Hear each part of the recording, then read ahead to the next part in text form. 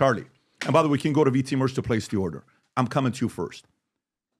It's the night. Everyone's doing the live. You call in. I say, Chris, where you at? I think it's over. Rasmussen, Mitchell calls in. I think it's over, right? The moment that you knew it was over, there's a clip of you, right? And if you want to play this clip, Rob, on what happened here. I see this clip. I loved it because it's so organic and you don't want to do it, but it's just happening and your team caught it. Rob, can you play this clip of Charlie reacting to the results? Fox News decides Donald Trump is president of the United States. We've got our republic back, folks. Let's go. There it is. Everybody should remember this moment. Look, I'm gonna echo Charlie from earlier. Remember where you were when this happened. Remember where you were when you realized that the Uniparty and all of these, just the establishment, you said it's time to actually participate. And look what you guys have done. And if anyone deserves to get tears in his eyes, it's Charlie. I think we all agree. I think Erica was chopping some onions or something in the break room. No one has worked harder than Charlie for this. We gotta hear some words here from you, Charlie. You put all this together, my man. Let's hear it. I am just humbled by God. It's all God. It's all God. God alone. God alone. You can pause it, Rob. Charlie, what's going through your mind? Yeah, well, from January 2021 to that moment, we dedicated our entire life to get Donald Trump back to the White House. I want people to remember the context of that. That was after January 6th. Donald Trump was basically in political exile, and we dug out of what would be the greatest political hole in modern American history. And especially this last year and a half, everything was just coming through me from not just how hard the president worked, but how hard we worked. I mean, we traveled the country nonstop, didn't see my family, did events in every corner. President was facing 700 years in federal prison. They tried to take his business empire away from him. And then, of course, he got shot and nearly shot again at the golf course.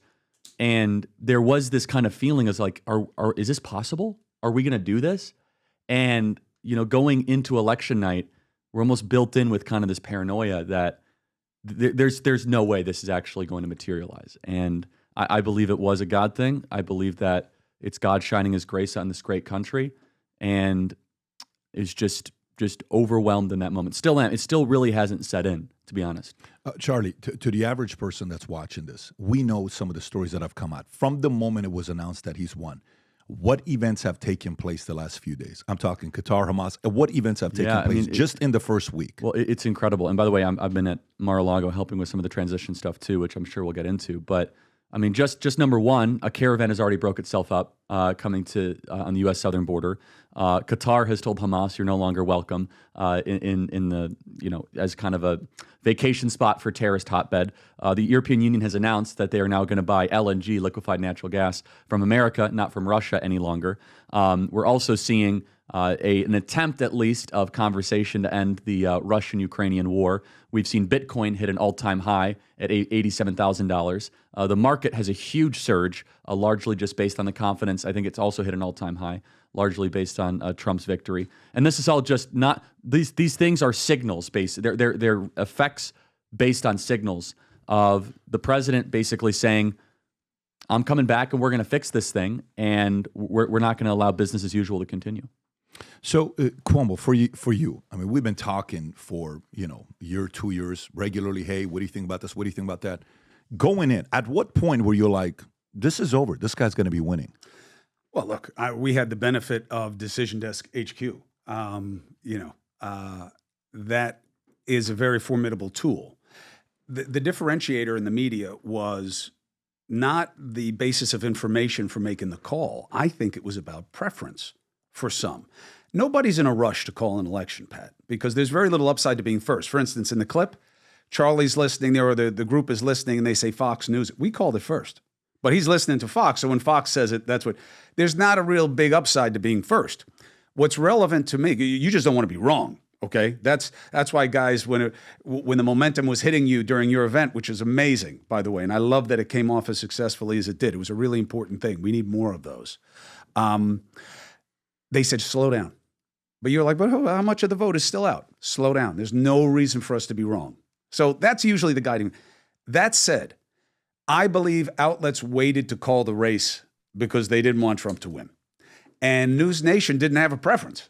So we just wanted it to be right. And I did have a special interest in it being over. I think a fair appraisal is I wasn't worried about what would happen if Trump won in terms of how the Democrats would react. I was worried about how Trump would react.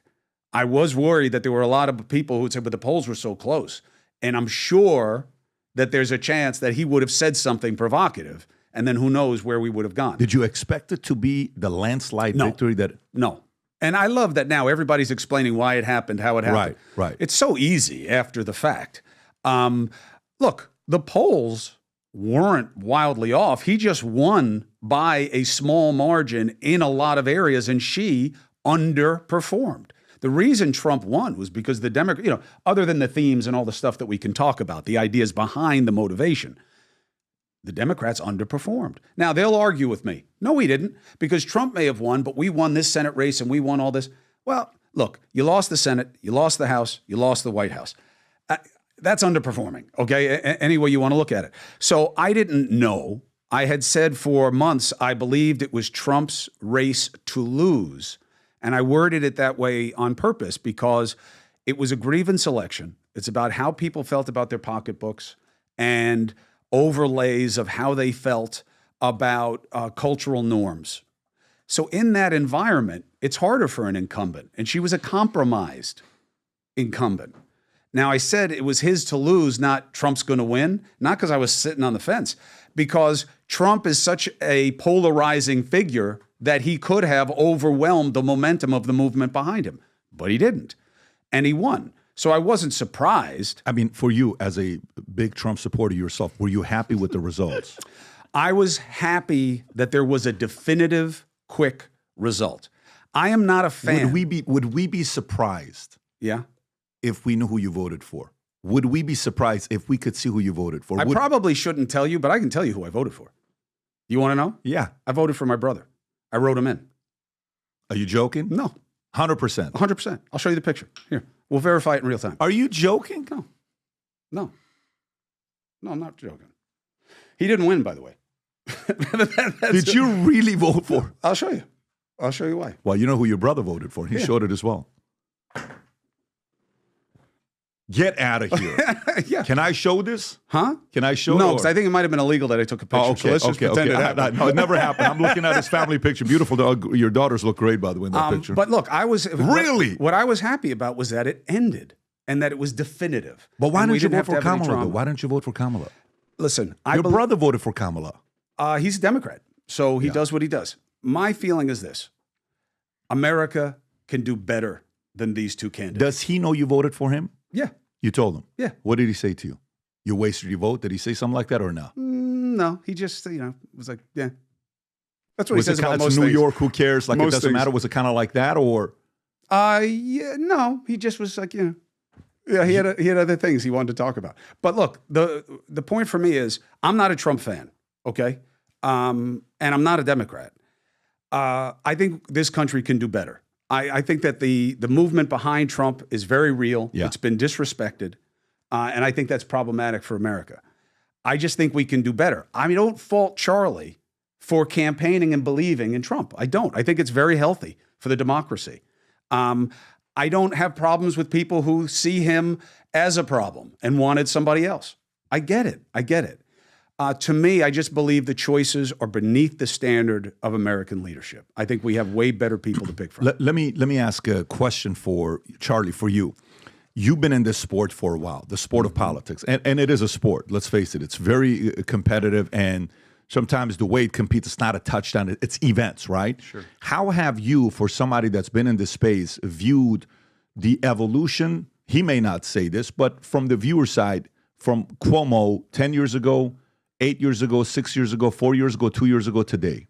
Well, I think it's awesome. I mean, I don't really care what Chris Cuomo's politics are. I think that it takes someone who loves truth to go to the DNC and remind the viewers that all those boxes up there are bought by corporate titans. I thought that was really good. And look, I think that I don't know Chris very well, but it seems as if Chris has a knack to actually do what journalists used to do, increasingly so. And I mean, you had this great video that someone sent me where you explained why Trump people were voting for Trump and they wanted to hire somebody for a dirty job. I'm paraphrasing, but I thought that was really smart.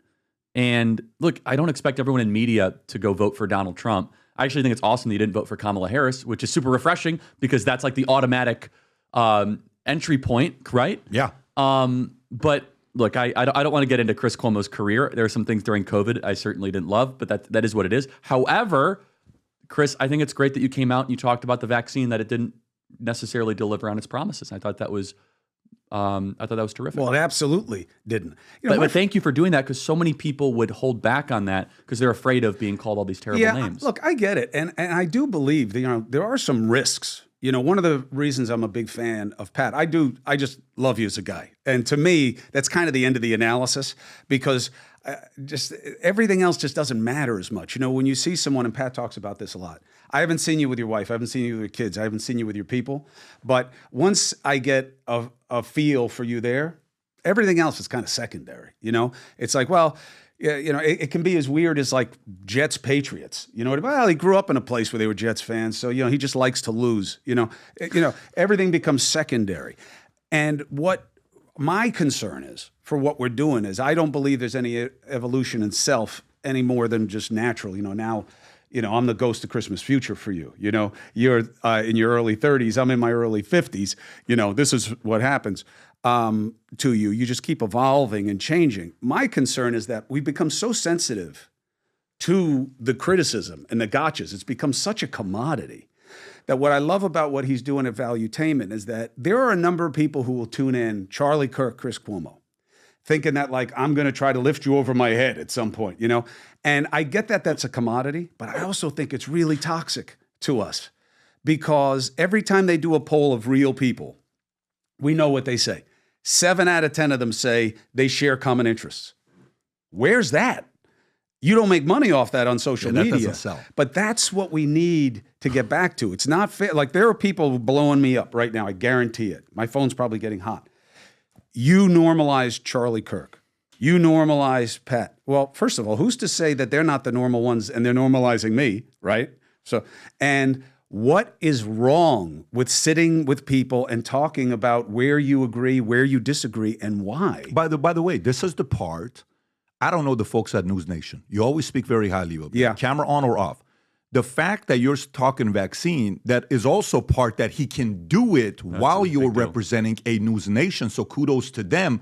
Where maybe you couldn't do it being at a different outlet. Now, you may defend him now and say, yeah, I could still do it at CNN, et cetera, et cetera. I don't know if during that time they would have let that, News Nation is different. Okay, the guys who own it are much more transparent. It's a public company, it's Daystar, right? And Nexstar. Oh, that's right. And they are much more transparent in terms of how they feel about things, but they do give me more leeway with the brand. See, the difference is it's not that, and you don't have to agree, but I was there, and it wasn't that CNN. It's like you had a meeting like this. They told me what to say. That's not what it was. But the brand was bigger than you. It was more an email. It was in the corner. The brand was bigger than you. So you had to respect the fact that you can't come on and say, hey, I had a good time talking to Charlie Kirk. We don't agree about some stuff. I don't know why he says some things. He doesn't know what. And that's what it was. He's got cute kids. That would have been like, you got to be careful because now you're speaking for all of CNN. But I will tell you, I think the show that you did with News Nation with Dana, Cuban, all those guys, I think that was successful. I think it was great. Getting all those, that was the model. Yeah. And I love that model. I wanted you involved in that. I'm a big booster of yours because I believe that, and it's not about what your political aspirations are and the stupid rule that, you can't be president because you didn't live here. I mean, if there was one thing that I could change, it might not matter to people, but it does to me. In a nation of immigrants, you can't be one and be president. It's kind of weird. But you have an organic following because of what you've achieved in your life. Then you have another level to your following because of what people resonate with in you as a person. Then comes your politics. That is what we need more of. I respect that this guy did it. Oh, I vibe with him, with how he is. Oh, and yeah, I think those ideas make sense. That's what we got to get back to. Now it's inverted. It's inverted. Yeah, but the market is speaking. Thanksgiving's around the corner. Christmas is around the corner. There was a moment that Kamala was uncomfortable saying Merry Christmas. She wanted to say Happy Holidays. Rob, can you play this clip? Go ahead and play this clip for the audience. Go ahead. And when we all sing happy tunes and sing Merry Christmas and wish each other Merry Christmas, these children are not going to have a Merry Christmas. How dare we speak Merry Christmas? How dare we? Okay, you can pause it right there. So guess what? I want to say Merry Christmas this Christmas. Very simple.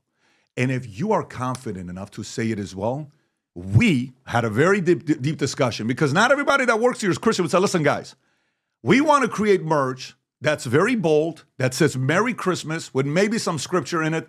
Let's see if we have an audience for it. Pat, I don't know if it's a good idea and all this other stuff. That's what I stand for. You want it, great. You don't want it, I totally get it. But if you're watching this and you want to get a Merry Christmas hat, you go to Starbucks and you got the sun. I just want to see the reaction. You smile. You go to work, you got a Merry Christmas hat. You got to take that hat off, right? Hey, you want another hat here. You want some of the ugly sweaters that we have here, Rob. Can you show some of the stuff that we got here?